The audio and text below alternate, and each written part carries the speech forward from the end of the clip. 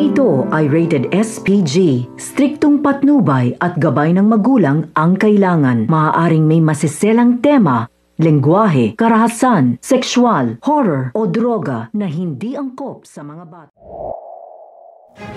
Sa nangyaring Thanksgiving dinner nga, ito ngang si Moira sa kalagitnaan ng kainan ay nagwala dahil nga raw may ipis ang kanyang pagkain.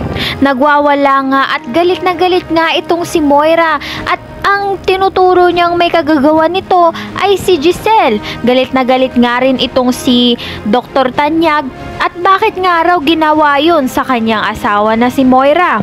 Hindi na nga mapigilan ang galit nito ni Moira at aksidente niyang naitulak itong si Mr. Hiroshi.